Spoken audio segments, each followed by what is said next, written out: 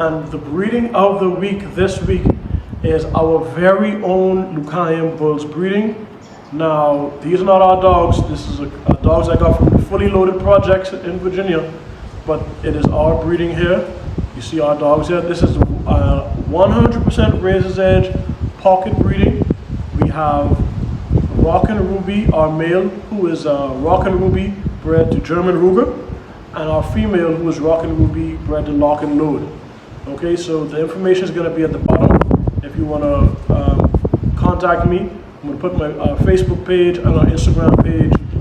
You can just let us know if you're interested. Okay? Now, oh, hey guys, Lucayan Buzz TV here again. You caught me by surprise there. Today, we are going to talk about the Dachs blood versus the Razor's Edge blood. This has been, I mean, a great debate on Facebook, on the groups for such a long time.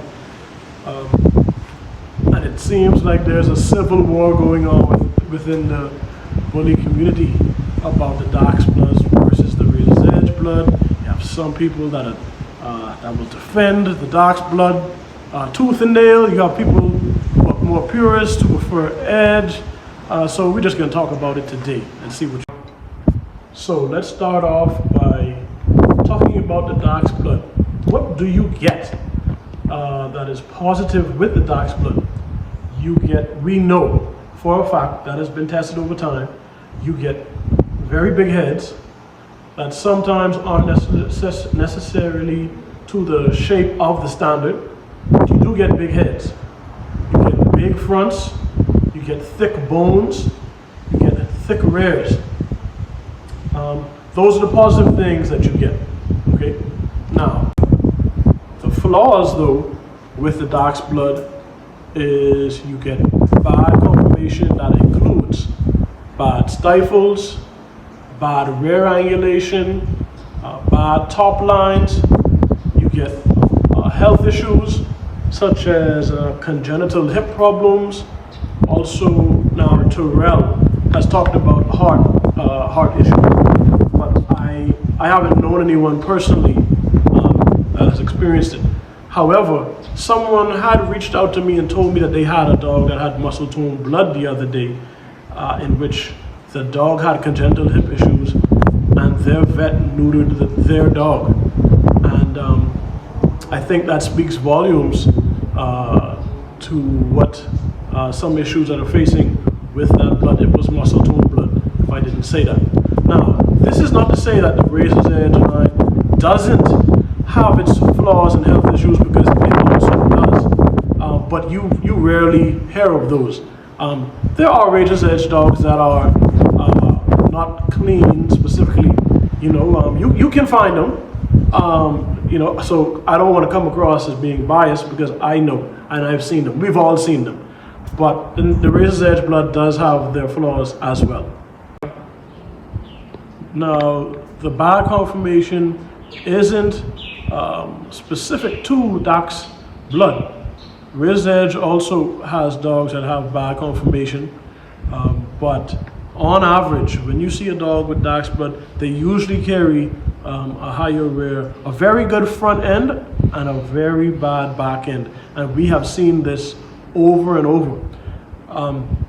So you want to ask yourself, is it really worth it for me to breed Dachs, to Dachs blood? Can I get some of those extreme features that the Dachs blood carries, if you're into that kind of thing, without breeding to Dachs blood? Because it seems to me like everyone is just pretending as if the health issues don't exist.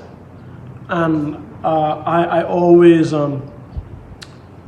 take a double look at dogs that I see have the Dachs blood, if I'm interested in doing that. And to be honest with you, there are only two dogs with Dachs blood that I would even consider really touching, and that would be Lucky Luciano and Rowdy Town. Those are two dogs that I think from the Dachs blood that are very clean, that produce very well, especially you know, Rowdy Town, as he has a son that is a ABKC Nationals champion. Now, the thing with the dach's blood is we know that it's not a blood that really stands on its own. You don't, or I personally feel like you shouldn't breed to it 2 and 3 times and double up on those genetics because of the health issues. Bad conformation can be fixed, almost through any dog with generations of breeding to the right dogs. So the conformation is not the issue for me. The issue is the health concerns. And the number one thing that we should be concerned with is the health of our dogs. So ask yourself, is it worth it? Can you accomplish what you want to do without that blood? Now, this goes on to say, some of the best dogs, some, and especially national winners, have been dach's blood combined with the razor's edge blood. I will, 4 of the last 5 nationals winners are exactly that combination, and I'm going to read them to you. 2019, Samson, nationals winner, bistro blood to dach's blood. The year before, the bear, muscle tone blood to razor's edge blood. The year before that was the bus from Bully Market, and he's all edge, if I remember correctly. And then you have, before him, Grand Champion Axel, a Rowdy Town son, to edge blood. The difference is with when you have dogs like the bear and Axel, they were more edge than the dach's blood. Now, when you look today at the dogs that are in the standings, like Blue and Zero Barks Given, they are combinations as well of dach's and razor's edge, but they're carrying it more on the dach's side, which is where you can clearly see those conformation flaws come through. They're still not as bad as some other dogs that we've seen, but we clearly know the difference there. One thing I forgot to mention is the allergies and skin issues that have come with the dach's blood. Now, that's not to say that we all know this breed that we love, they have allergies, but what I've seen from dach's blood in a lot of cases, they are sometimes very hard to deal with. They can be very expensive, and there have been much more extreme cases than I've seen with dogs with other cases of allergies. And we know when it comes to allergies, there are different levels, okay? And the worst that I've personally seen are the dach's blood, and a lot of breeders tend to hide that fact and sometimes even lie about it. So the question ultimately for us here at Lucayan Bulls is it worth it?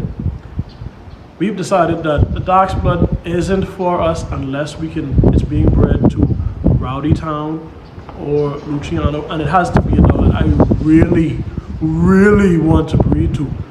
And I've heard some people throw the notion out there that some people just don't know how to use dach's blood, but like I said, are the health issues a concern for you? And if they aren't, then I think that would speak to your breeding ethics, because the health issues are important.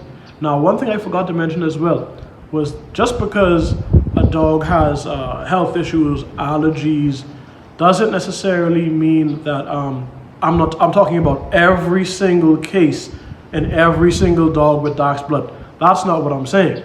I'm just saying to lower the odds, I would rather not go towards it if I don't have to.